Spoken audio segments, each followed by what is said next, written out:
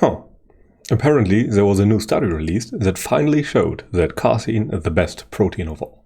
I wonder what consequences this will have on the lifting community.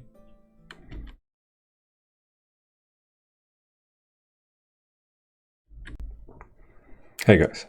Our day and age is plagued by sensationalist headlines, and YouTube is basically a battlefield for our attention, just like any other online platform really, because most of the time it is used to market products to us.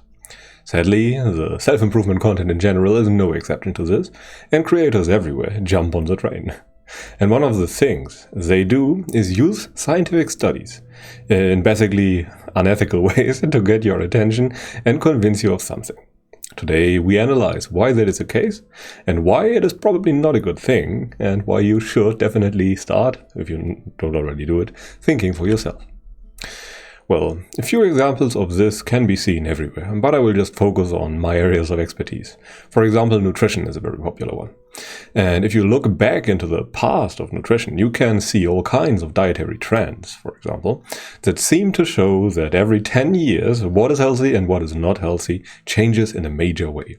For example, during the last 10 years, there was a problem with sugar. Before that, there was a problem with fat. Before that, there was a huge problem, I always say problem, with cholesterol and eating eggs or too many eggs. Before that, it was eating vegetables that people thought was useless because there was all kinds of fiber in there that had no direct effect on the body, for example.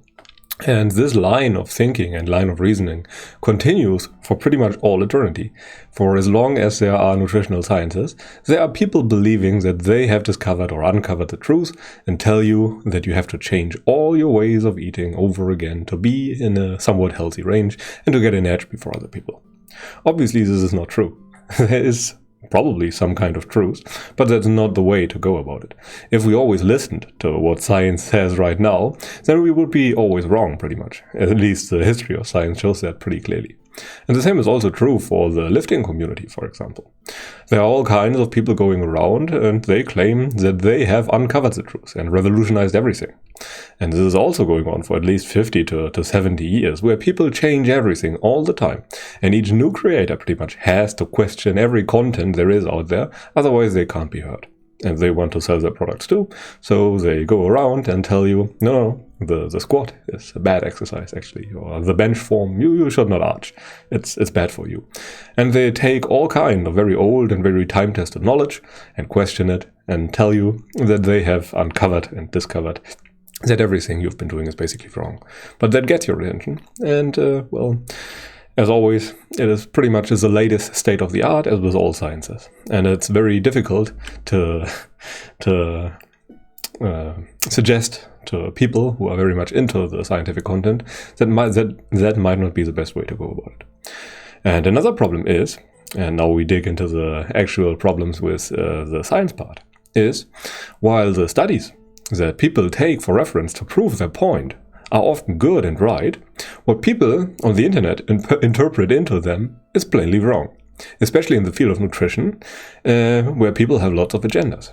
Because many people don't really want to uncover or find the truth. They just want to prove that their approach is the best one and that their approach is working. So they have an agenda and they try to prove their agenda with the studies they cherry pick.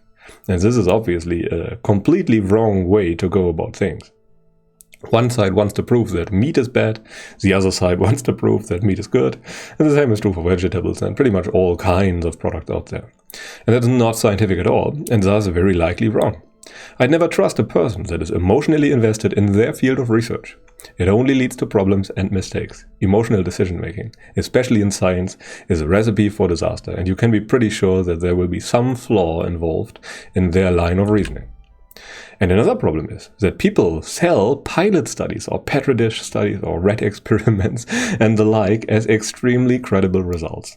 And this is another major mistake I see all the time. When you see someone flinging studies at you, at least make the effort to analyze if the study is any good. Was it actually performed on humans? If that is not the case, then the results will be likely very, very useless. Those are pilot studies. Those are meant to give us some insight if we should research another question further in science in general. So if the results turn out to be good, then we invest further money into the area. But it's definitely not a final result. Research, or science in general, is just the latest state of the art. It is the best we know right now. That doesn't mean that it's true, it's just the best we know. And people often exaggerate the results and implications of basically meaningless studies. It is sensationalism to the maximum, and it's designed to get your attention. And a lot of it is repeated over and over again in all kinds of news sites and media. If you listen to such things and believe them, you will run into problems sooner or later, and you should be very careful concerning those things. And another problem is, and there are many problems I know, is that the results and interpretations of many studies often conflict with extremely general or abstract evolutionary principles or other principles that we uncovered and know to be true for a very long time now. And if we look back in science, we follow a best effort approach, which is fine. However, this also includes a history of failure and revision that people ignore all the time. There's literally zero reason to assume that this time is any different. In 10 years, we will revise it again, and we will be at a new point in knowledge where we will laugh at what we know right now. And what remains are very general principles of things like adaptation and evolution that are pretty much always right when it comes to humans. When something contradicts them, it's not that evolution is disproven or adaptation is disproven. It is very likely that the new fact is wrong, which happens all the time. If you think about fields like psychology, they have a huge problem with the reproducibility of studies.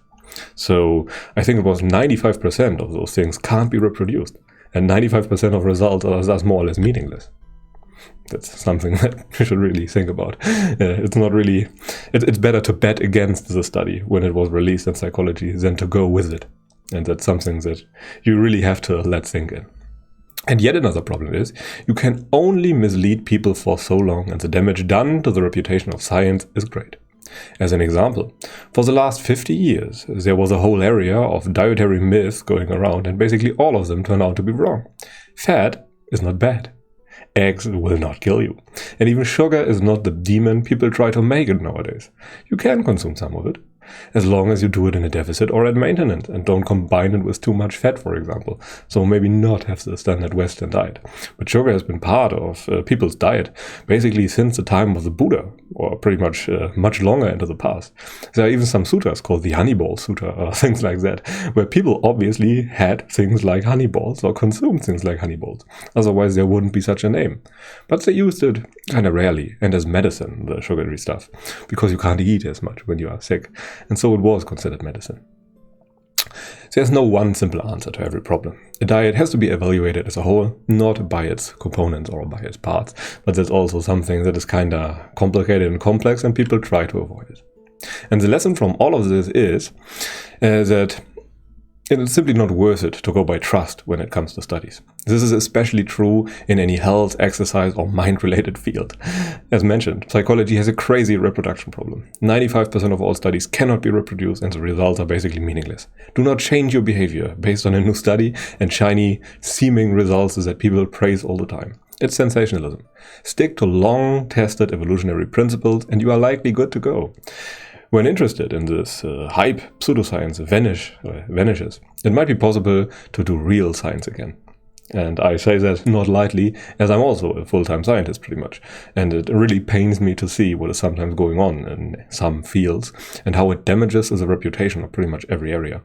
I mean, most soft scientists are pretty much laughed at by now because the results are so meaningless and so irrelevant. It is really painful to see. At this point, I see how people systematically abuse the trust in science, and it's really not a nice thing. I can fully understand those people who lose trust completely, and maybe even leave out to crazy theories. Whenever there's an institution with trust, people come and try to usurp and abuse it for their own benefit. Hence, I just try to explain things as well as possible, so you can believe me without me flinging studies. Because otherwise it's just a proof by authority, and that's meaningless. From time to time I use studies as evidence through some videos I do, but never really as proof. But anyhow, let us now come to the most important points. Sensationalism has long reached science, and studies are treated as news. It is hard to get your attention otherwise, but it harms science in the long run. because there should be some credibility going on. There should be credible people. But nowadays, I basically never trust someone's interpretation of a study, especially in heavily politicized and emotional areas. Those, you can be very sure that the results will be heavily misrepresented. And this is true for everything, sadly. This is true for nutrition, this is true for exercise, this is true for political studies, and this is sadly true for environmental studies too. Read and understand them for yourself, or simply say, I don't know. Saying I don't know is not a problem. It's a virtue. And in summary, trust in science is abused like crazy. And modern science-based YouTube is just an area of people trying to prove their agendas. Okay, anyhow, this is pretty much it for today. Thank you very much for watching. I hope you enjoyed the video. If you did, feel free to like and subscribe. But until then, I wish you a pleasant day and goodbye.